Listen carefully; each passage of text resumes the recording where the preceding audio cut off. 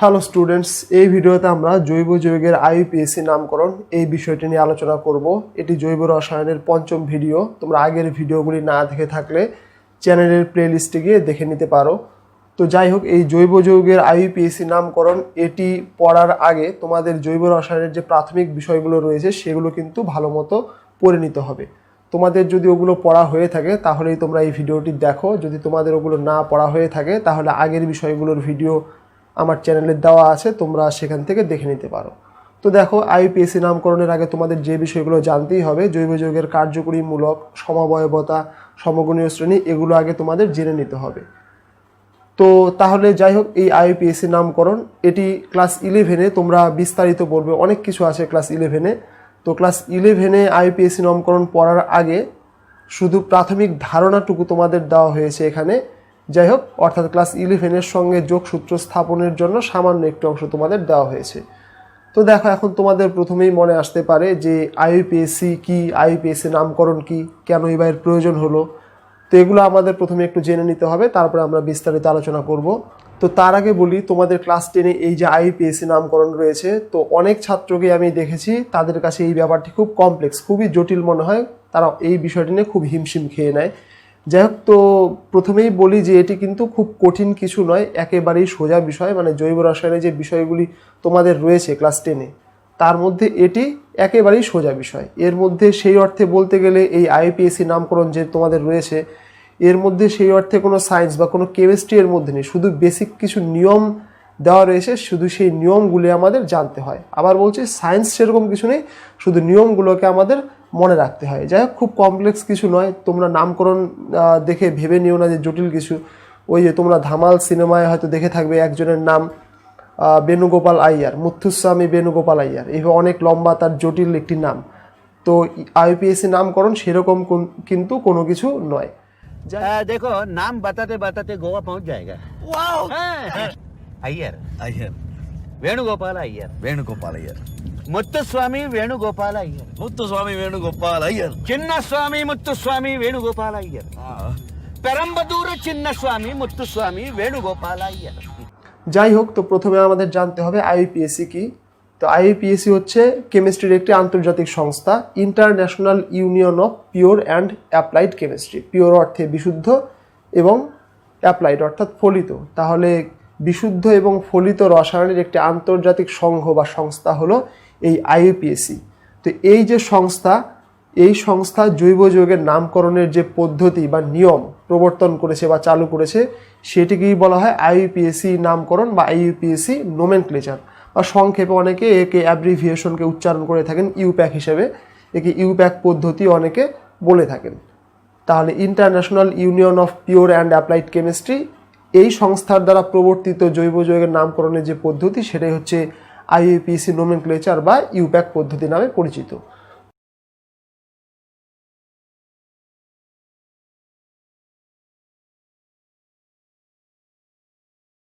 তো এখন আমাদের জানতে হবে যে এই আইইউপিএসি নামকরণ, এই বিশেষভাবে এরা যে নামকরণের পদ্ধতি প্রবর্তন করেছে, এইভাবে নামকরণের আমাদের প্রয়োজন পড়লো কেন।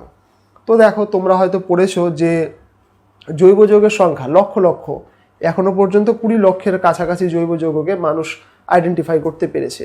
তো দেখো, প্রাচীনকালে তো আর এত জৈব যৌগ জানা ছিল না। প্রথম দিকে যখন জৈব রসায়ন অগ্রসর হতে শুরু করে, তখন অল্প কিছু সংখ্যক জৈব যৌগ সম্বন্ধেই মানুষের ধারণা ছিল। তো তখন যেহেতু জৈব যৌগের সংখ্যা খুব বেশি ছিল না, ব্যাপারগুলো একদম সরল ছিল, তো তখন এই যে জৈব যৌগগুলি ছিল, এদের নামকরণ করা হতো বিভিন্ন উপায়ে। যেমন ধরো, এদের প্রস্তুতির পদ্ধতি বা কোথায় পাওয়া গেছে বা এদের বিশেষ কোনো ধর্ম, এই সব থেকে এদের নামকরণ করা হতো। এইভাবে নামকরণের পদ্ধতিকে বলা হয় নামকরণের সাধারণ পদ্ধতি বা ট্রিভিয়াল নেম। তো দেখো, যেমন ধরো তোমরা পড়ে থাকবে যে ফর্মিক অ্যাসিড একটি জৈব যৌগ, ফর্মিক অ্যাসিড। তো ফর্মিক অ্যাসিডের নাম কোথা থেকে এলো? এই যে ফর্মিক অ্যাসিড, ফর্মিক অ্যাসিড প্রথম পাওয়া গেছিল এক ধরনের লাল পিঁপড়ে থেকে। এবার এই যে লাল পিঁপড়ে, এই লাল পিঁপড়ের ল্যাটিন নাম হচ্ছে ফর্মিকা।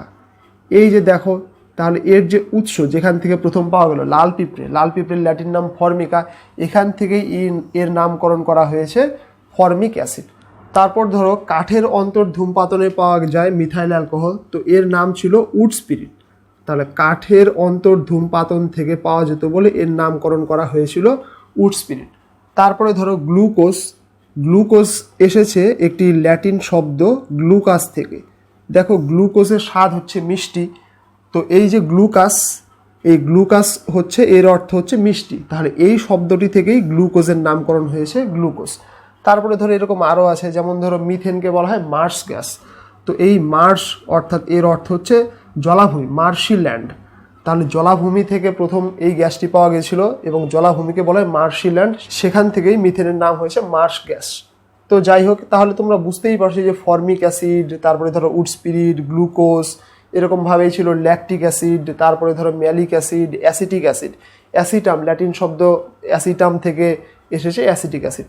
তো এইরকম ধরো বিভিন্ন জৈব যৌগ, ল্যাকটিক অ্যাসিড, অ্যাসিটিক অ্যাসিড, তারপরে মনে করো মরফিন, কুইনাইন, এই যে জৈব যৌগগুলো এদের সবগুলির নামকরণ এইরকম কোনো না কোনোভাবেই এসেছে উৎসের নাম অনুযায়ী, তারপরে ধরো কোনো বিশেষ ধর্ম স্বাদ অনুযায়ী, প্রস্তুতির পদ্ধতি অনুযায়ী এইরকমভাবে এদের নামকরণ করা হয়েছে। তো এখন তোমাদের মনে প্রশ্ন জাগতে পারে, তো তাহলে এই রকমভাবে নামকরণ তো হচ্ছিলই, সবই তো ঠিক ছিল, তাহলে এই যে তোমাদের কাছে অদ্ভুত মনে হয়, তাহলে এই অদ্ভুত বা নতুনভাবে নামকরণের প্রয়োজনীয়তা কী ছিল? তোমরা বুঝতেই পারছো, প্রয়োজনীয়তা না থাকলে এই রকমভাবে নামকরণ অবশ্যই চলতো। তাহলে দেখো কি প্রবলেম হলো এই রকমভাবে নামকরণ করার, নতুন পদ্ধতিতে নামকরণ করার প্রয়োজন পড়লো কেন? তো এখন দেখো, তোমাকে যদি বলা হয় বলো যে ফর্মিক অ্যাসিড, এই ফর্মিক অ্যাসিড এই নাম শুনে তুমি বলো যে এই ফর্মিক অ্যাসিড কি কি দিয়ে তৈরি, তুমি কি বলতে পারবে যে এই যৌগটি কার্বন, হাইড্রোজেন, অক্সিজেন, নাইট্রোজেন কি দিয়ে তৈরি? এর ফর্মিক অ্যাসিড এই নাম থেকে কি তুমি সিদ্ধান্ত নিতে পারছো?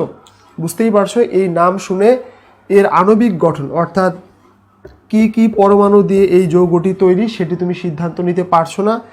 এবার কি কি পরমাণু আছে সেটি তুমি যদি জানতেও পারো, তবুও কিন্তু তুমি বলতে পারবে না যে এই পরমাণুগুলি এদের মধ্যে কি স্ট্রাকচার, এর আণবিক গঠন কিভাবে আছে, এটা একটা ব্যাপার। তাহলে তুমি নাম শুনে এর সংযুতি অর্থাৎ আণবিক গঠন সম্বন্ধে জানতে পারলে না, কোন কোন পরমাণু দিয়ে তৈরি সে সম্বন্ধেও তোমার কোনো ধারণা হলো না। তারপরে দেখো এই যে ফর্মিক অ্যাসিড, এই যৌগটি বিভিন্ন দেশে বিভিন্ন স্থানে বিভিন্ন নামে পরিচিত। তারপরে ধরো গ্লুকোজ, গ্লুকোজ বিভিন্ন স্থানে বিভিন্ন নামে পরিচিত। তোমরা বুঝতেই পারছো, একই জৈব যৌগের নাম যদি বিভিন্ন স্থানে বিভিন্ন রকম হয় তাহলে কি হবে? আদান প্রদানে অসুবিধা হবে। বুঝতেই পারছো, এখন তো আর শুধু কি বলবো, বিজ্ঞান তো শুধু একটি অল্প ছোট জায়গায় সীমাবদ্ধ থাকলে হবে না, বিজ্ঞান বিশ্বব্যাপী বিস্তৃত। তাহলে বুঝতেই পারছো, একটি যৌগের নামকরণ বিভিন্ন জায়গায় যদি বিভিন্ন রকম হয়, তারপরে মনে করো এই নাম থেকে যদি এদের আণবিক গঠন সম্বন্ধে কোনো ধারণা না পাওয়া যায় তাহলে খুবই অসুবিধার বিষয়। এবং আরও একটি বিষয় পরবর্তীতে যখন জৈব যৌগের সংখ্যা অনেক হারে উৎপন্ন হতে শনাক্ত হতে শুরু করলো, তখন আরও একটি বিষয় দেখা গেল যেটা আমরা পড়েছি, সেটা হচ্ছে সমাবয়বতা বা আইসোমেরিজম। আমরা কি দেখেছি যে একই আণবিক সংকেত বিশিষ্ট ভিন্ন ভিন্ন জৈব যৌগ উৎপন্ন হতে পারে। তাহলে দেখো আমরা পড়েছি যে দেখো এই আণবিক সংকেত বিশিষ্ট একাধিক যৌগ সম্ভব। তাহলে দেখো এদের আণবিক সংকেত একই, তাহলে এদের ভিন্ন ভিন্ন যৌগ পসিবল, তাহলে এদের সবার নামকরণ কি একই করা যাবে? বুঝতেই পারছো, যেহেতু ভিন্ন ভিন্ন যৌগ, আণবিক সংকেত যাই হোক না কেন, যৌগ যেহেতু ভিন্ন, তাহলে এদের নামকরণও ভিন্ন হতেই হবে।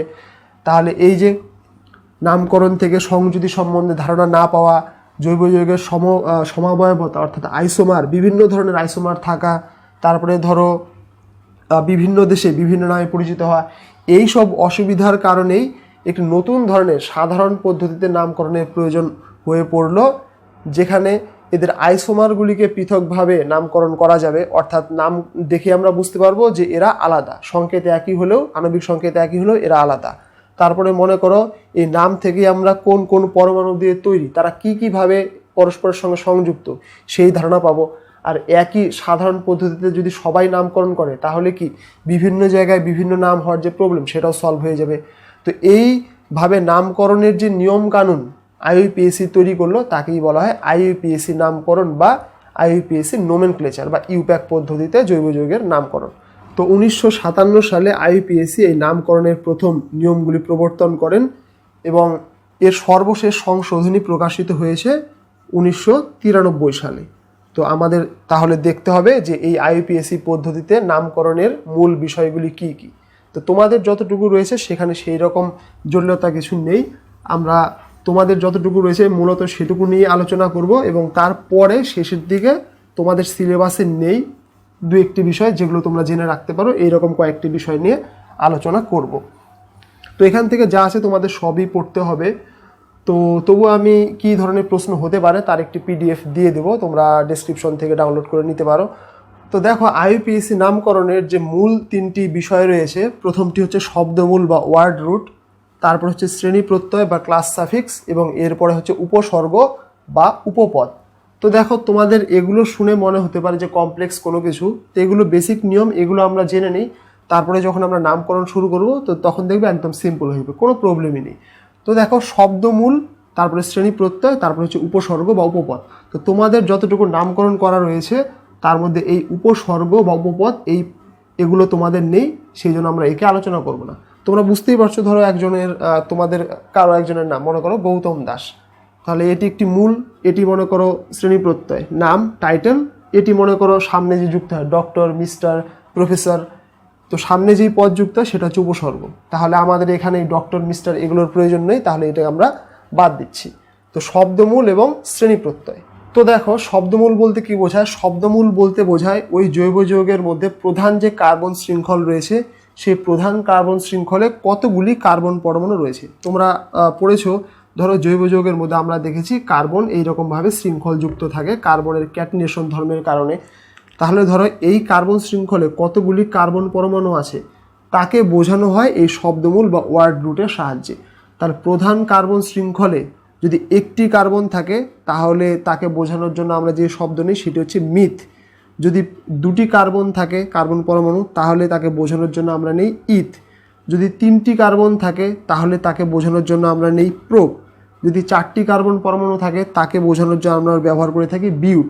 এরকম 5টি কার্বন থাকলে পেন্ট, 6টি কার্বন থাকলে হেক্স, 7টির জন্য হেপ, 8টির জন্য অক্ট, 9টির জন্য নান, এবং 10টি থাকলে ডেক, এরকম ব্যবহার করা হয়ে থাকে। তো তোমাদের সিলেবাসে শুধুমাত্র এই 3টি কার্বন পরমাণুর মধ্যেই জৈব যৌগের নামকরণ সীমাবদ্ধ, তাই এগুলি তোমাদের আপাতত যদি মনে নাও রাখো তাহলেও কোনো প্রবলেম নেই। তাহলে একটি কার্বনের জন্য মিথ, 2টি কার্বনের জন্য ইথ, এবং 3টি কার্বনের জন্য প্রোপ। তোমাদের ইংরেজি বানানেও অভ্যস্ত হতে হবে। দেখো, খুব সহজ বানান, METH myth, ETH ইথ, PROP prop. তো তোমরা ইংরেজি বানানেই প্র্যাকটিস করবে। আমি ইংরেজি এবং বাংলা দুটো বানানেই লিখবো, যদিও তোমরা বাংলাতেও লেখো কোনো প্রবলেম নেই, কিন্তু তোমাদের বলা হয়েছে যে যথাযথ ইংরেজি বানানে অভ্যাস করতে। যাই হোক, তাহলে এই গেল আমাদের শব্দমূল। তো এরপর আছে শ্রেণী প্রত্যয় বা ক্লাস সাফিক্স। তো এর মধ্যে আবার প্রধান এবং অপ্রধান শ্রেণী আছে। যাই হোক, তোমাদের যেগুলি রয়েছে সেখানে ওই প্রধান বা অপ্রধানের কোনো ব্যাপার নেই, আমরা সিম্পলভাবে আলোচনা করব। তো দেখো, শ্রেণী বলতে বোঝাচ্ছে যে জৈব যৌগের নামকরণ আমরা করব সেটি কোন শ্রেণীর যৌগ। দেখো, তাহলে এই শ্রেণীর মধ্যে আমরা জানি যে কার্যকরী মূলক বা এরকম থাকলে সে অনুযায়ী এদেরকে বিভিন্ন সমগণীয় শ্রেণীতে আমরা ভাগ করি। তো দেখো, অ্যালকেন অর্থাৎ সম্পৃক্ত হাইড্রোকার্বন, আমরা পড়েছি মিথেন, ইথেন, প্রোপেন, এরা হলো অ্যালকেন। তাহলে এদের জন্য আমরা নিয়ে থাকি যে শব্দটি সেটি হচ্ছে ANE, অ্যালকেন থেকে শেষেরটুকু N। তারপরে দ্বিবন্ধনযুক্ত হাইড্রোকার্বন, ইথিলিন, প্রোপিলিন, এদের জন্য হচ্ছে অ্যালকিন, তোমরা জানো এদেরকে অ্যালকিন বলা হয়, এদের জন্য শেষের অংশটুকু নেওয়া হয়েছে ইন, অর্থাৎ শ্রেণী প্রত্যয় হবে ইন। তারপরে অ্যালকাইন, তোমরা জানো অ্যাসিটিলিন, ত্রিবন্ধনযুক্ত হাইড্রোকার্বন, এদের ক্ষেত্রে নেওয়া হয়, এদেরকে আমরা বলি অ্যালকাইন, এদের জন্য শেষের অংশ শ্রেণী প্রত্যয় সেটি হবে আইন। তারপরে মনে হয় অ্যালকোহল, সমগণীয় শ্রেণী যেটি অ্যালকোহল যৌগ। তো অ্যালকোহলদের জন্য যে প্রত্যয় তৈরি করা হয়েছে সেটি হচ্ছে অল। অ্যালকোহলের দেখো যে শেষের অংশ অল নেওয়া হয়েছে অল। তারপর অ্যালডিহাইডের জন্য যে শেষের অংশটুকু নেওয়া হয়েছে, যুক্ত করা হবে নামকরণে, অ্যালডিহাইডের জন্য নেওয়া হয়েছে অ্যাল, এই যে প্রথম অংশটুকু নেওয়া হয়েছে অ্যাল। তারপরে মনে করো কিটোন শ্রেণীর যৌগ, তাদের জন্য নেওয়া হয়েছে ওন।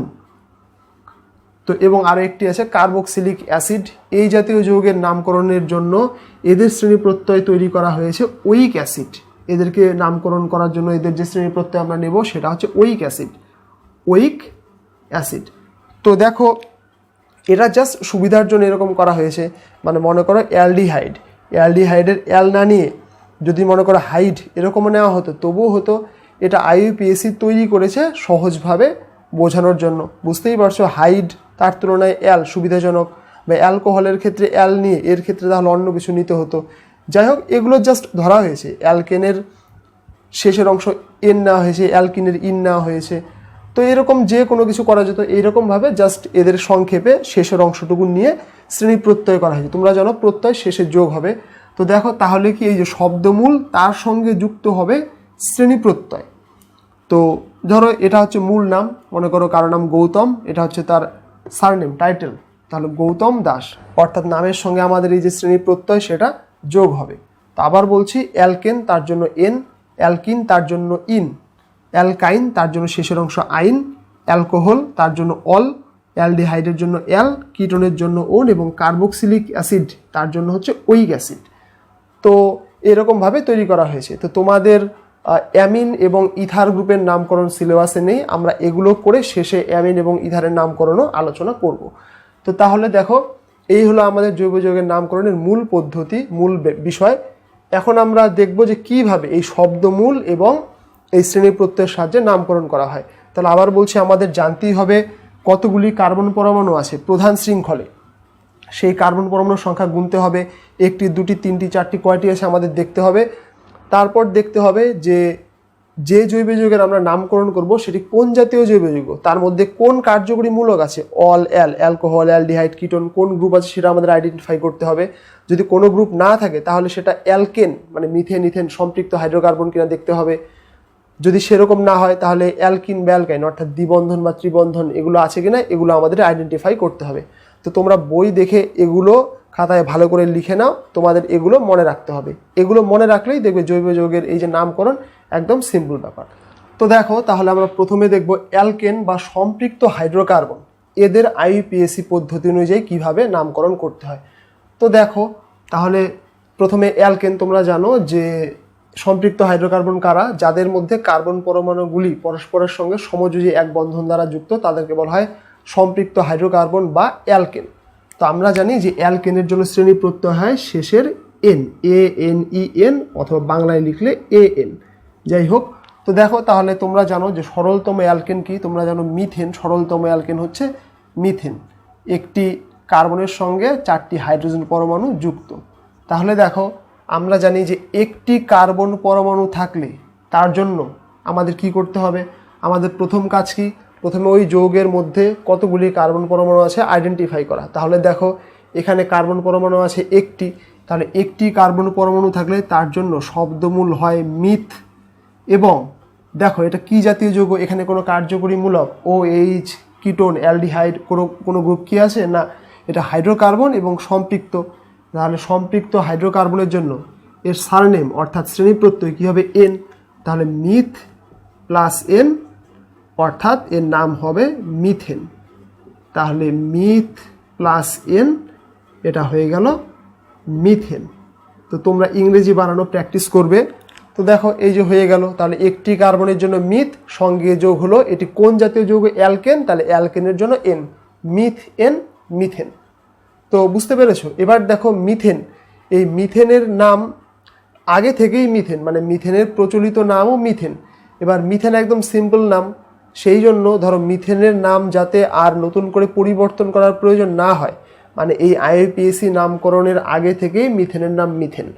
তো এবার দেখো তাহলে মিথেনে যেহেতু একটি কার্বন পরমাণু ছিল, মিথেনে কার্বন পরমাণু আছে একটি, সেই জন্য একটি কার্বন পরমাণু বোঝানোর জন্য আমরা মিথ শব্দটি, আইইউপিএসি মিথ শব্দটিকেই নির্বাচন করেছে। তাহলে কি হবে, কি হলো যে মিথেন একটি কার্বন আছে, একটি কার্বনের জন্য যদি মিথ শব্দই না হয় তাহলে অ্যালকেনের জন্য এন, তাহলে মিথ এন হলো।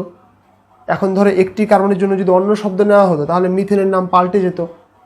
মিথেনের নাম যেহেতু আগে থেকেই প্রচলিত মিথেন, এটিকে আর আইইউপিএসি পরিবর্তন করলো না। তো এরপর তাহলে দুটি কার্বনযুক্ত অ্যালকেন, দেখো তোমরা পড়েছো দুটি কার্বন পরমাণুযুক্ত অ্যালকেন হচ্ছে ইথেন, তার সংকেত এইরকম হয় আমরা দেখেছি।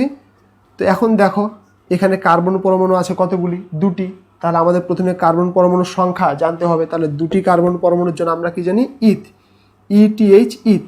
তাহলে দেখো এটা সম্পৃক্ত হাইড্রোকার্বন, কার্বন পরমাণুগুলি পরস্পরের সঙ্গে এক বন্ধন দ্বারা যুক্ত, অর্থাৎ এটা কি জাতীয় যৌগ, অ্যালকেন। তাহলে ইথ হলো এর শব্দমূল, অ্যালকেন তার জন্য হলো এন, তাহলে ইথ এন হয়ে গেল ইথেন। তোমরা বাংলাতেও লিখতে পারো ইথ প্লাস এন, ইথেন।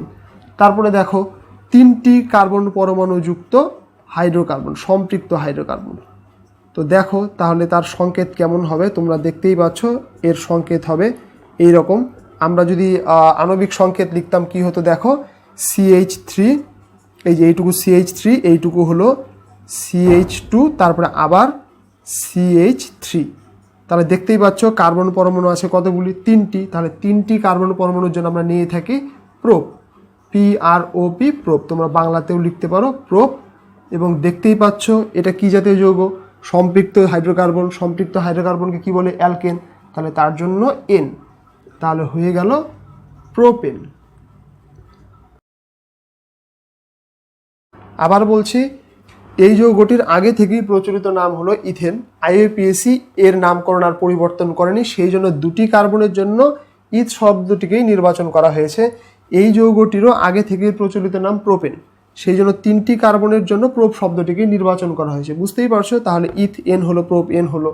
তো বোঝা গেল এই হলো তোমাদের সিলেবাসে আছে 3টি কার্বন পরমাণুর মধ্যেই তোমাদের IUPAC নামকরণ সীমাবদ্ধ। তাই এখানে আর বাকিগুলির নামকরণ নিয়ে আলোচনা করব না। এর পরবর্তীতে এই সমস্ত তোমাদের সিলেবাসে যেগুলো আছে সেগুলোর নামকরণ করা হয়ে গেলে আমরা সিলেবাসের বাইরে থেকেও আরও কয়েকটি নামকরণ করব। তাহলে এইটুকু দেখে তোমরা কি বুঝলে, যে প্রথমে তোমাদের গুনতে হবে যে কার্বন পরমাণু কতগুলি আছে সেটি আগে আইডেন্টিফাই করতে হবে। 3টি থাকলো, তার জন্য আমরা কি জানি, 3টির জন্য শব্দমূল হবে প্রোপ। তারপরে কোন জাতীয় যৌগ, অ্যালকেন, তাহলে অ্যালকেনের জন্য N, তাহলে prop N, meth N, ethane. তো তোমাদের শুধু তোমাদের এরকম যোগ করে তার লিখতে হবে না, তোমরা একবারেই লিখবে যে প্রোপেন বা ইথেন, মিথেন, তোমরা একবারেই লিখবে। তো তোমরা ইংরেজি বানানো অভ্যাস করবে। তো এখন দেখো এখান থেকে আমাদের আরেকটি গুরুত্বপূর্ণ বিষয় রয়েছে। তো দেখো মনে করো এই হলো মিথেন। তো মিথেনের গঠন তো চতুস্তলাকার, আমরা যাই হোক চতুস্তলাকার দেখালাম না। তো মনে করো মিথেন থেকে মিথেনের একটি হাইড্রোজেন প্রতিস্থাপিত হলো। মনে করো মিথেনের এই হাইড্রোজেন প্রতিস্থাপিত হলো, তাহলে একটি হাইড্রোজেন বাদ দিয়ে দিলাম। তাহলে কি থাকলো, বুঝতেই পারছো, হাইড্রোজেনের একটি বন্ড, একটি হাত খালি হয়ে গেল। এই যে তাহলে কি হলো, এটা একে আমরা লিখতে পারি এইরকম, একটি বন্ড খালি CH3।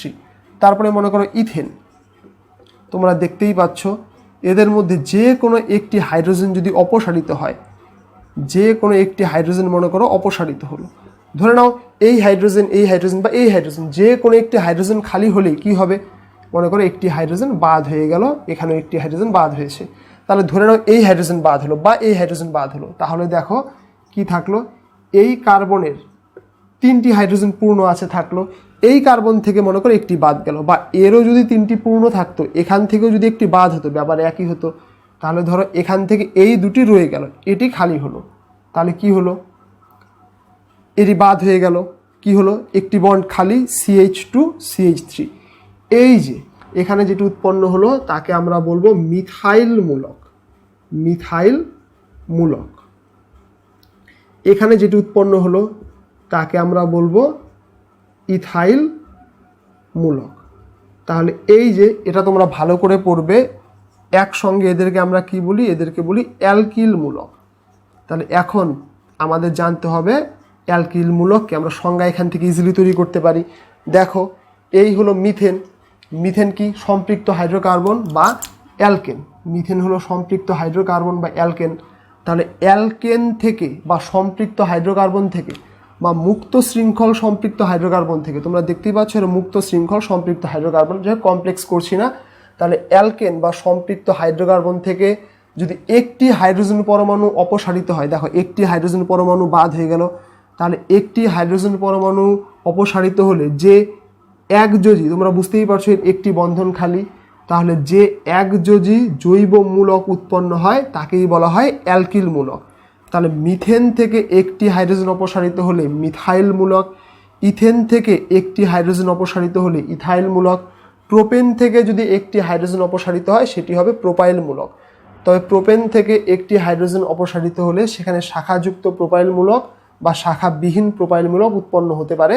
সেখানে first degree, second degree, primary, secondary, tertiary এরকম বিভিন্ন ধরনের অ্যালকিল মূলক হয়, সেগুলো তোমাদের সিলেবাসে নেই, সেই জন্য ওগুলো নেওয়ার জটিলতা এখানে বাড়াবো না। তাহলে অ্যালকিল মূলক কি এটা তোমাদের ভালো করে জানতে হবে। আবার বলছি যে অ্যালকেন তার থেকে একটি হাইড্রোজেন পরমাণু অপসারিত হলো, তাহলে একটি হাইড্রোজেন পরমাণু অপসারিত হলে কি একটি বন্ড খালি হবে, তাহলেই যেই মূলক উৎপন্ন হবে সেটি হলো অ্যালকিল মূলক। মিথেন থেকে হলে মিথাইল, ইথেন থেকে হলে ইথাইল। তো দেখো তাহলে কীভাবে আসলো, মনে করি যে অ্যালকেন থেকে আমরা এন বাদ দিলাম, তাহলে এন বাদ দিলে কী হবে অ্যালক, তার সঙ্গে যোগ করা হলো ওয়াইল আইল, তাহলে কী হয়ে গেলো অ্যালকাইল মূলক। তার মানে কি, ধরো মিথাইল মূলক কী হবে মিথেন, আমরা মিথেন থেকে এন বাদ দিয়ে দিলাম, এন বাদ দিয়ে তার সঙ্গে আইল যুক্ত করে দিলাম, তাহলে এই হলো মিথাইল মূলক। বুঝতে পেরেছো? তাহলে অ্যালকেন থেকে এন বাদ দিয়ে তার সঙ্গে আইল যুক্ত করলেই হয়ে যাবে অ্যালকিল মূলক। Methane methyl, ethane ethyl. তাহলে এখান থেকে তোমাদের এরকম কখনো জানতে চাইতেই পারে যে অ্যালকিল মূলক বলতে কি বোঝায়, মিথেন থেকে হাইড্রোজেন পরমাণু অপসারিত হয়ে কোন অ্যালকিল মূলক উৎপন্ন হয়, বা ইথাইল মূলক কখন উৎপন্ন হয়। কি বলবে, ইথেন থেকে যখন একটি হাইড্রোজেন পরমাণু অপসারিত হয় তখন যে একযোজী মূলক উৎপন্ন হয় তাকে বলা হয় ইথাইল মূলক। তো এইরকম তোমাদের প্রশ্ন জানতে চাইতে পারে। তো এটা আমাদের ভালো মতো জানতেই হবে, কারণ এর পরবর্তীতে এই জৈব যৌগের নামকরণের ক্ষেত্রে আমাদের এই অ্যালকিল মূলকের দরকার পড়ে, মিথাইল ইথাইল এই গ্রুপগুলোর আমাদের প্রয়োজন পড়ে। তাহলে এটা তোমরা একটু ভালো করে দেখে নাও। তো এরপরে আমাদের নামকরণ করতে হবে অ্যালকিন, অর্থাৎ দ্বিবন্ধনযুক্ত হাইড্রোকার্বন, তাদের নামকরণ কীভাবে করতে হয় সেটা আমরা দেখব। তো দেখো, দ্বিবন্ধনযুক্ত হাইড্রোকার্বন তাদেরকে আমরা কি বলি, দ্বিবন্ধনযুক্ত হাইড্রোকার্বন এদেরকে আমরা বলি হচ্ছে অ্যালকিন। আমরা আগেই দেখলাম অ্যালকিন, ALKENE। তো এদের জন্য শ্রেণী প্রত্যয় কি হয় আমরা দেখেছি ইন, অর্থাৎ ENE ইন। তাহলে এখন দেখো অ্যালকিন, তোমরা জানো যে দ্বিবন্ধনযুক্ত হাইড্রোকার্বন, তাহলে এর কম তো হবে না, কারণ দুটি কার্বন পরমাণু মিনিমাম প্রয়োজন আমাদের পড়বেই। তাহলে দেখো প্রথম যৌগটির কি নাম তোমরা জানো, এর চলতি নাম হচ্ছে ইথিলিন। তো এখন দেখো তাহলে এর চলতি নাম আমরা জানি, এর চলতি নাম হচ্ছে ইথিলিন, প্রচলিত নাম। তো এর IUPAC নামকরণ কি হবে, তো আমাদের প্রথম কাজ কি তোমরা ভেবে দেখো, প্রথম কাজ হচ্ছে আমাদের কতগুলি কার্বন পরমাণু আছে সেটি আইডেন্টিফাই করা। তাহলে দুটি কার্বন পরমাণু আছে, দুটি কার্বন পরমাণু থাকলে আমরা কোন শব্দ নেব, দুটি কার্বন পরমাণু বোঝানোর জন্য যে শব্দ আমরা নিই সেটি হচ্ছে ইথ, একটির জন্য মিথ, দুটির জন্য ইথ। এবার দেখো এর সঙ্গে কি, এটি কোন শ্রেণীর যৌগ তার জন্য কি নাম আছে, কি শব্দ আমরা নির্বাচন করেছি সেটি এর সঙ্গে যোগ করা। তো দেখো এর মধ্যে কি কোনো কার্যকরী মূলক আছে, অ্যালকোহল কিটোন ওরকম কোনো কিছু নেই। দেখো দ্বিবন্ধনযুক্ত যৌগ, দ্বিবন্ধনযুক্ত হাইড্রোকার্বন, তো দ্বিবন্ধনযুক্ত হাইড্রোকার্বনগুলো হচ্ছে অ্যালকিন, এদের জন্য শেষের যে অংশ, শেষের যে নাম সেটি হচ্ছে ইন। তাহলে এর IUPAC নাম কি হবে তোমরা বুঝতেই পারছো, এর নাম হবে ইথিন, ETHEN ইথিন। যদি বাংলায় লিখতাম কি হতো, ইথ প্লাস ইন হয়ে যেত ইথিন। অর্থাৎ যে জৈব যৌগের চলতি নাম ইথিলিন, যে জৈব যৌগের চলতি নাম ইথিলিন তার IUPAC নাম হচ্ছে ইথিন। তোমরা বুঝতেই পারছো, দুটি কার্বনের জন্য ইথ, দ্বিবন্ধনযুক্ত হাইড্রোকার্বন অর্থাৎ অ্যালকিন তার জন্য ইন, তাহলে হয়ে গেল ইথিন। এরপরে দেখো এরপরে কি হতো, মনে করো তিনটি কার্বন পরমাণু, তাহলে হয়ে গেল দ্বিবন্ধন। তাহলে এখানে তিনটি হাইড্রোজেন থাকতো, এখানে হাইড্রোজেন লাগবে একটি দেখো, আর এখানে হাইড্রোজেন লাগবে দুটি। যাই হোক এখানে আমরা জাস্ট এরকমভাবে বোঝালাম, এখানে আর মূল স্ট্রাকচার নিয়ে আমরা ভাবছি না, তাহলে এর আণবিক সংকেত লেখা যেত। যাই হোক তাহলে তোমাদের বইয়ে হয়তো এরকম লেখা থাকবে, বই বা কোশ্চেনে যখন থাকবে তখন এরকম লেখা থাকবে, দেখো CH2 এই যে এই ডাবল বন্ড এখানে দেখানো থাকবে, তারপরে এই যে এইরকম থাকবে CH3।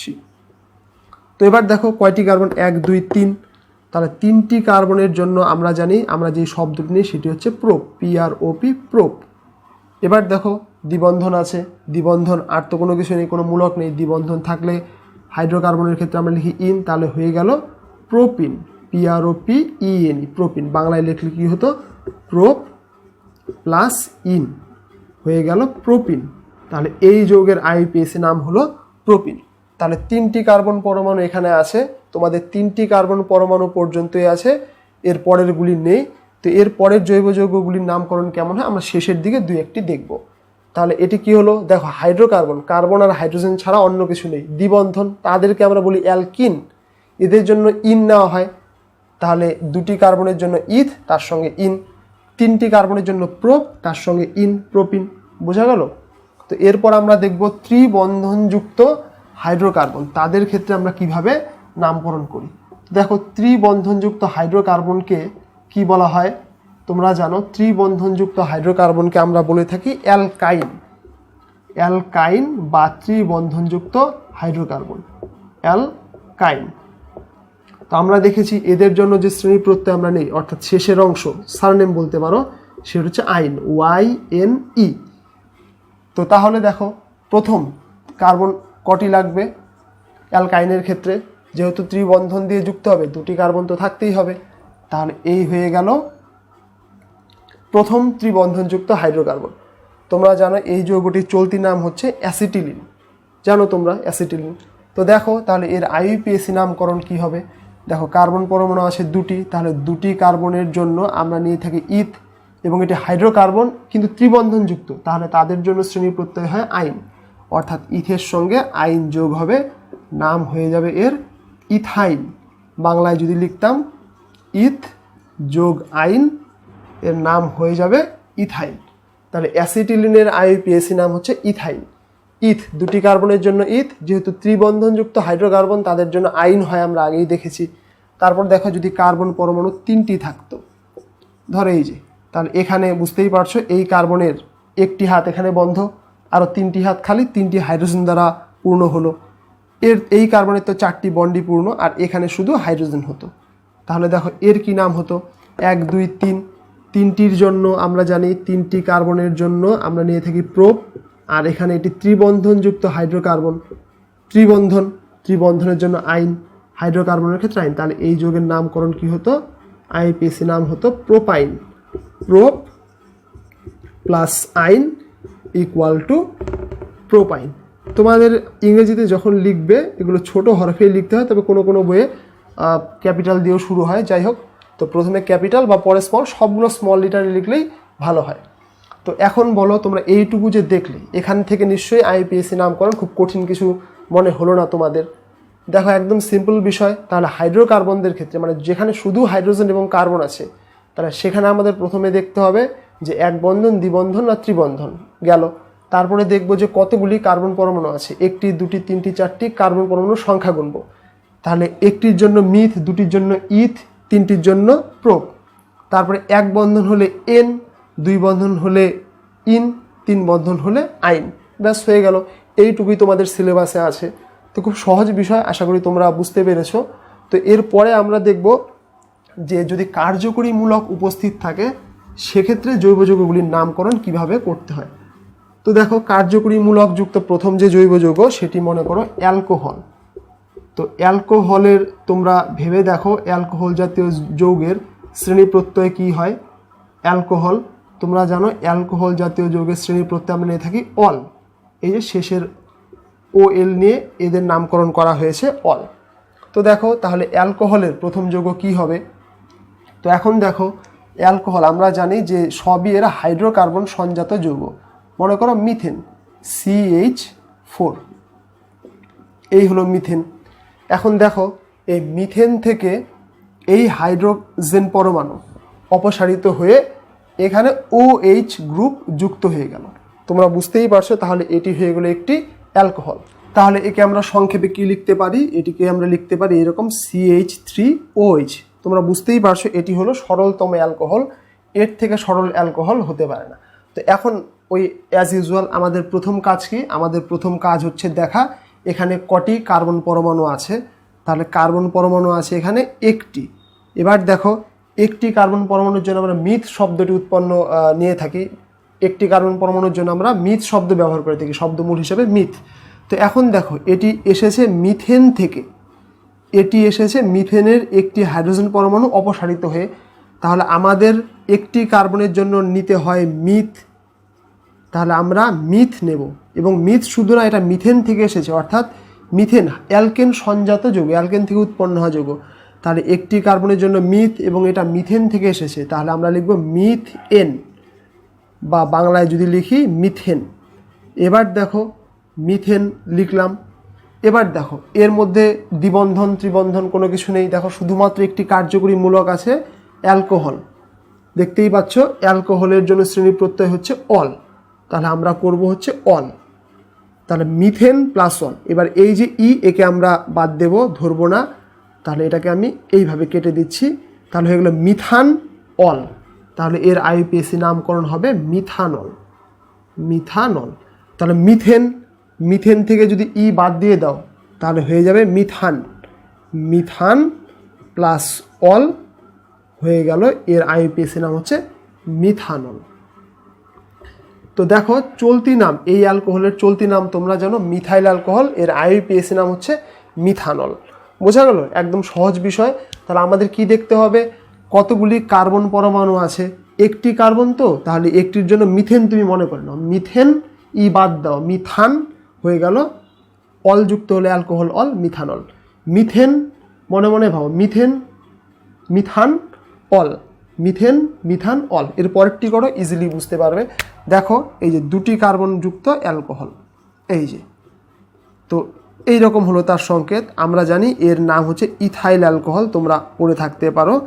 তাহলে দেখো একে যদি আমরা এইভাবে লিখতাম CH3CH2OH, তোমরা বুঝতেই পারছো। দেখো এইখানে OH না থেকে হাইড্রোজেন থাকলেই হয়ে যেত ইথেন, তাহলে এইখানে এই একটি হাইড্রোজেন পরমাণু প্রতিস্থাপিত হয়েছে এই হাইড্রক্সিল বা অ্যালকোহল মূলক দ্বারা। তাহলে দেখো এখানে কতগুলি কার্বন, দুটি কার্বন, সবগুলি এক বন্ধন। তাহলে দুটি কার্বনের জন্য আমরা কি জানি, নিতে হয় ইথ। তাহলে দুটি কার্বনের জন্য ইথ, আমরা এখান থেকে একবারে ভেবে নেব ইথেন। ইথেন ইংরেজিতে যদি লিখি, আমরা দুটি কার্বনের জন্য ভেবে নেব ইথেন। এবার দেখো অ্যালকোহল, তাহলে অ্যালকোহলের জন্য শ্রেণী প্রত্যয় নিতে হয় অল, তাহলে ইথেন প্লাস অল। তাহলে এবার দেখো শেষের ই আমাদের এখানে বাদ দিতে হয়, তাহলে ইথান প্লাস অল হয়ে গেল ইথানল। ইথান প্লাস অল হয়ে গেল ইথানল। তাহলে ইথেন অল, ইথেন থেকে তোমরা মনে রাখবে ইথান। এই তো, তাহলে প্রথম কাজ কার্বন পরমাণু কতগুলি আছে সেটা আইডেন্টিফাই করা। দুটি কার্বনের জন্য ইথেন একবারে ভেবে নাও, ইথ থেকে ইথেন, ইথেনকে ইথান করো, ইথান অল, ইথানল হয়ে গেল। তো তাহলে কি হলো দেখো, তাহলে অ্যালকেন, এই যে অ্যালকেন লিখলাম, অ্যালকেন থেকে ই বাদ দিলাম, হয়ে গেল অ্যালকান, তার সঙ্গে হলো OL যোগ, হয়ে গেল অ্যালকানল। অর্থাৎ যে কোনো অ্যালকেন, তোমাদের কতগুলি কার্বন আছে, যদি মিথ থাকে তাহলে methane plus all methanol, alkane অ্যালকানল। এটা তোমরা মনে রাখলে তোমাদের সুবিধা হবে। তাহলে যতগুলি কার্বন পরমাণু আছে সেই ততগুলি কার্বন পরমাণুযুক্ত অ্যালকেন। একটি কার্বনের জন্য মিথেন ভাবো, দুটির জন্য ইথেন ভেবে নাও, তিনটির জন্য প্রোপেন ভেবে নাও। তাহলে methane methanol, ethane ethanol, propane propanol, পরে আমরা প্রোপানল দেখছি। বোঝা গেল? Alkane alkanol. তো এটি একটি সাধারণ বিষয়। এখন আমরা দেখব তিনটি কার্বন পরমাণুযুক্ত অ্যালকোহলের কিভাবে নামকরণ করতে হয়। তো এখানে একটু তোমাদের যতগুলি আইইউপিএসি নামকরণ রয়েছে তার মধ্যে এটি একটু অন্যরকম, এটি তোমাদের ভালো করে কিন্তু বোঝার চেষ্টা করতে হবে। দেখো এই যে তিনটি কার্বন পরমাণুযুক্ত অ্যালকোহল, তোমরা বুঝতেই পারছো এইরকম হতে পারে। এর সবগুলি আমরা হাইড্রোজেন দ্বারা পূর্ণ করে দিলাম। তাহলে একে যদি সংক্ষেপে লিখতাম কেমন হতো, CH3CH2OH। তো এখন দেখো আমরা পড়েছি যে এই যৌগতে এই যে এর সংকেত কি হলো, C3H8O। তোমরা দেখো, তোমরা অবস্থান ঘটিত সমাবয়বতা পড়েছো, সেখানে দেখো এই সংকেতে এটাও তো হতে পারতো CH3CH2CH3, এই যে OH এখানে যুক্ত। তাহলে দেখো এর সংকেত কি, এই যৌগ দুটি আলাদা। দেখো C3H8O, C3 1 2 3, এই যে 1 2 3, হাইড্রোজেন হবে 8টা, 3 4 7 8, 8 অক্সিজেন একটা রয়েছে। তাহলে এখন দেখো আমরা আগেও পড়েছি যে এই যে দেখো এই যৌগ আর এই যৌগ কি একই, তোমরা বুঝতেই পারছো এই যৌগ আর এই যৌগ আণবিক সংকেত একই, কিন্তু এরা পরস্পরের সমাবয়ব। এই দুটি যৌগের ধর্মের মধ্যে আলাদা আছে। তো আমি যখন এর আগে সমাবয়বতা পড়িয়েছিলাম এই দুটি যৌগের, তখন হয়তো ভুল করে এখানে CH2 লিখে ফেলেছিলাম, এখনও তাই হয়ে গেছিলো। তোমরা দেখো তো ওই ভিডিওতে কি লেখা আছে। তো যাই হোক, তাহলে এখন দেখো এটাও তিনটি কার্বন পরমাণুযুক্ত। ধরো এই তিনটি কার্বন 1 2 3, তাহলে তিনটি কার্বনের জন্য আমরা নিয়ে থাকি প্রোপ।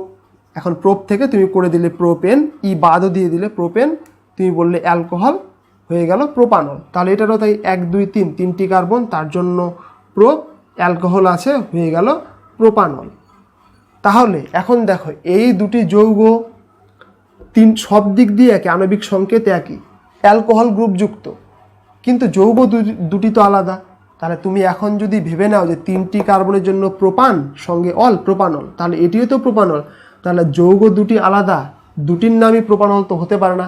তাহলে বুঝতেই পারছো এখানে আমাদেরকে এমন কিছু করতে হবে যার জন্য এদেরকে নামকরণে ডিফারেন্সিয়েট করা যায়। তুমি নাম দেখে যদি এর নামও প্রোপানল হয়, এর নামও প্রোপানল হয়, তুমি তো বুঝতেই পারবে না যে কোন যৌগকে নির্দেশ করা হচ্ছে। তাহলে আলাদা যৌগ, নামও আলাদা হতেই হবে। সেই জন্যই আইইউপিএসসি এক্ষেত্রে যেটা বলেছে সেটা হলো যে দেখো এখানে এই যে অ্যালকোহল গ্রুপ হাইড্রক্সিল মূলক, এটি একদম প্রান্তের কার্বনের সঙ্গে যুক্ত, কিন্তু এখানে হাইড্রক্সিল মূলক মাঝের কার্বনের সঙ্গে যুক্ত। সেই জন্য এরকম ক্ষেত্রে যে একই আণবিক সংকেতে যদি একাধিক সমাবয়ব গঠিত হওয়া সম্ভব হয়, একই কার্যকরী মূলক যুক্ত যদি একাধিক সমাবয়ব উৎপন্ন হতে পারে, সেক্ষেত্রে আমাদের কার্বন পরমাণুগুলিকে নম্বর দিতে হয়। অর্থাৎ নম্বর দিয়ে কার্বন পরমাণুগুলির অবস্থান বোঝাতে হয় যে এই কার্যকরী গ্রুপটি কোন কার্বনের সঙ্গে যুক্ত। আমরা কিভাবে তাহলে নাম্বার দেব? তো দেখো কার্বন পরমাণুগুলির ক্ষেত্রে কোনো একটি প্রান্ত থেকে আমাদের নাম্বার দিতে হয়, কিন্তু সেক্ষেত্রে নাম্বার দেওয়ার সময় আমাদের খেয়াল রাখতে হবে যে যেদিক থেকে নাম্বার দিলে আমরা এই কার্যকরী মূলককে আগে পাবো। দেখো তুমি যদি এই কার্বনকে 1 নাম্বার দাও, ধরে নাও একে 1, একে 2, একে 3 দিলে, তাহলে দেখো এখানে হাইড্রোক্সিল মূলকটি 3 নম্বর কার্বন পরমাণুর সঙ্গে যুক্ত। তাহলে যে হাইড্রোক্সিল মূলকটি যে কার্বনের সঙ্গে যুক্ত তার নাম্বার যথাসম্ভব কম হবে। তাহলে তুমি যদি এদিক থেকে নাম্বার দাও তাহলে এটি 3 নম্বর কার্বন পরমাণুর সঙ্গে যুক্ত হয়ে যাচ্ছে। কিন্তু তুমি যদি এই প্রান্ত থেকে নাম্বারিং করা শুরু করো, দেখো এই প্রান্ত থেকে যদি নাম্বারিং করো 1, 2, 3, তাহলে দেখো এখানে হাইড্রোক্সিল মূলকটি 1 নম্বর কার্বন পরমাণুর সঙ্গে যুক্ত হলো। অর্থাৎ নাম্বারিং করতে হবে এদিক থেকে, যেই প্রান্ত থেকে নাম্বারিং করলে কার্যকরী মূলককে আগে পাওয়া যাবে। তো দেখো তাহলে এর ক্ষেত্রে নাম্বারিং কী হবে? হয় আমাদের এই প্রান্ত থেকে করতে হবে, না হয় এই প্রান্ত থেকে করতে হবে। এই প্রান্ত থেকে যদি করি 1, এই কার্বন পরমাণু 1, এই কার্বন পরমাণু 2, এই কার্বন পরমাণু 3, দেখো হাইড্রোক্সিল মূলক কয় নাম্বার কার্বন পরমাণুর সঙ্গে? 2 নাম্বার কার্বন পরমাণুর সঙ্গে। তুমি যদি নাম্বারিং এদিক থেকে করতে তবুও দেখো কী হতো, এটি 1, এটি 2, এটি 3, তবুও হাইড্রোক্সিল মূলকটি 2 নম্বর কার্বন পরমাণুর সঙ্গেই যুক্ত, একই তো হলো। তাহলে এক্ষেত্রে এদিক থেকে বা এদিক থেকে নাম্বারিং করাতে কোনো ডিফারেন্স হলো না। এখন দেখো এখন আমাদের হয়ে গেল। তাহলে দেখো কার্বন পরমাণু কতগুলি রয়েছে? 1, 2, 3, তাহলে 3টির জন্য আমরা নিব প্রোপ। এবার দেখো তাহলে প্রোপ 1 বন্ধনযুক্ত, তাহলে প্রোপ হয় না প্রোপেন, তাহলে আমরা করে নিলাম প্রোপেন। এবার প্রোপেন থেকে আমরা কি জানি? ই বাদ দিতে হয়, অ্যালকেন, অ্যালকান, তাহলে এটা হয়ে যাবে প্রোপান। প্রোপেন থেকে হয়ে গেল প্রোপান। এখন দেখো এই যে কার্যকরী মূলক রয়েছে অল, তাহলে অল তো লিখতেই হবে, প্রোপানের সঙ্গে অল লিখতে হবে, এখানেও প্রোপানের সঙ্গে অল লিখবো। দেখো এখানেও তাই 1, 2, 3 কার্বন হয়ে গেল প্রোপেন। প্রোপেন থেকে ই বাদ দিয়ে হয়ে গেল প্রোপান। অল আছে, অল তো আসবেই, বাংলাতেও লিখি প্রোপান, অল আসবে, অল তো থাকলোই। এবার দেখো তাহলে এটাও প্রোপানল, এটাও প্রোপানল, এরকম তো হতে পারে না। তাহলে দেখো এখানে কার্যকরী মূলক 1 নম্বর কার্বনের সঙ্গে যুক্ত, তাহলে এখানে আমাদের দিতে হবে প্রোপান 1 অল, অর্থাৎ হাইড্রোক্সিল মূলকটি 1 নম্বর কার্বনের সঙ্গে যুক্ত, প্রোপান 1 অল, এবং এর আগে পিছে দুটো ড্যাশ হাইফেন দিতে হয়। তাহলে এর আইইউপিএসি নাম কি হলো? প্রোপান 1 অল। এটা বাংলায় লিখে দিই প্রোপান 1 অল। এবার তাহলে এর কীভাবে বুঝতেই পারছো, এর হাইড্রোক্সিল মূলক 2 নম্বর কার্বন পরমাণুর সঙ্গে, অর্থাৎ হয়ে যায় প্রোপান 2 অল, আগে পিছে একটা হাইফেন দিতে হয়। এই যে এখন তুমি নাম দেখেই বুঝতে পারছো যে দেখো প্রোপান 1 অল, তাহলে এর মানে কি? প্রোপান 2 অল আর প্রোপান 1 অল। তাহলে প্রোপান 1 অল এর মানেই হচ্ছে যে প্রোপান মানে 3টি কার্বন আছে, অল অর্থাৎ অ্যালকোহল আছে, তাহলে এটার মধ্যেও 3টি কার্বন অ্যালকোহল আছে, কিন্তু এখানে অ্যালকোহল গ্রুপ হাইড্রোক্সিল গ্রুপ 1 নম্বর কার্বন পরমাণুর সঙ্গে যুক্ত, এখানে হাইড্রোক্সিল গ্রুপ 2 নম্বর কার্বন পরমাণুর সঙ্গে যুক্ত। তাহলে তোমরা এখান থেকে তাহলে বুঝতেই পারছো যে এই নামকরণ দুটি আলাদা হওয়াতে বোঝাই গেল এরা আলাদা যৌগ। 2 অর্থ এটি 2 নম্বর কার্বন পরমাণুর সঙ্গে যুক্ত, আর 1 অর্থে বোঝাচ্ছে যে এটি 1 নম্বর কার্বন পরমাণুর সঙ্গে হাইড্রোক্সিল মূলকটি যুক্ত। এখন ধরো তাহলে এটি যদি এই রকম হতো, মনে করো এটি এই রকম, এটি যদি এই রকম হতো তাহলে এর নাম কি আলাদা হতো? তোমরা একটু ভেবে বলো, এটি যদি এই রকম হতো তাহলে কি হতো? অর্থাৎ এই হাইড্রোক্সিল মূলকটি এই কার্বনের সঙ্গে যুক্ত। তোমরা বুঝতেই পারছো এই যৌগের সঙ্গে এই যৌগের কিন্তু কোনো ডিফারেন্স নেই। দেখো একে যদি এরকম করে ঘুরিয়ে দাও একে যদি এরকম করে ঘুরিয়ে দাও তাহলেই কিন্তু এই যৌগটি হয়ে যাবে। এক্ষেত্রে আমরা নাম্বারিং কি করতাম, এক্ষেত্রে আমরা নাম্বারিং করতাম এই প্রান্ত থেকে, তবুও তো এর নাম প্রোপান 1 হতো, অর্থাৎ এই যৌগ কিন্তু একই, জাস্ট এটিকে ঘুরিয়ে দাও বা এর প্রতিবিম্ব। একে যদি তুমি এখানে যদি একটি আয়না রাখো, মনে করো এখানে একটি আয়না রাখা হচ্ছে, তাহলে কি হবে, OH এই প্রান্তে চলে আসবে, আয়নাতে যে প্রতিবিম্ব দেখা যাবে সেটি এইরকম হবে। যাই হোক, বুঝতেই পারছো, তাহলে এই সংকেতে দুটি যৌগ হওয়া সম্ভব, সেই জন্য এদেরকে আলাদা ডিফারেন্সিয়েট করার জন্য এক্ষেত্রে কার্বন পরমাণুগুলির নাম্বার দিতেই হবে। যেখানে একই সংকেতে একই কার্যকরী মূলক যুক্ত অন্য সমবয়ব হতে পারে না, আবার বলছি একই কার্যকরী মূলক যুক্ত সমবয়ব হতে পারে না যেখানে, সেখানে নাম্বার দেওয়ার কোনো প্রয়োজন পড়ে না। তোমাদের সিলেবাসে যতগুলি নামকরণ রয়েছে IUPAC তার মধ্যে শুধু এই যৌগ দুটির ক্ষেত্রেই নম্বর দেওয়ার প্রয়োজন আছে। সেই জন্য এই দুটি তোমরা আরেকবার ভালো করে দেখে নাও, যদি না বুঝে থাকে আরেকবার রিপিট করে নাও। তো এই দুটির মধ্যে শুধু নাম্বারিং তোমাদের করতে হয়। আরেকবার বলে দিই, নাম্বারিং করতে হবে যে কার্বন কার্যকরী মূলককে যেই প্রান্ত থেকে নাম্বারিং করলে আগে পাওয়া যাবে, এদিক থেকে নাম্বারিং করলে এর হবে 1, কিন্তু এদিক থেকে করলে এই কার্বন হতো 3 নাম্বার, তাহলে এদিক থেকে হবে না, এদিক থেকে হবে। তো তোমরা এইটুকু আরেকবার দেখে নাও। তো অলরেডি হয়তো ভিডিওটি 40 মিনিটের উপরে হয়ে গেছে। তো IUPAC নামকরণের যে বাকি যে পার্টগুলি রয়েছে, বাকি বিষয়গুলি কার্বক্সিলিক অ্যাসিড, কিটোন, অ্যালডিহাইড, তো এবং আরও কিছু এখান থেকে প্রশ্ন এক্সট্রাও আমরা আলোচনা করব। তো এগুলো আমি আরেকটি পার্টে আলোচনা করব। তোমরা এটি আরেকবার ভালো করে দেখে নাও, এগুলি না বুঝলে তোমাদের কিন্তু খুব অসুবিধা হবে।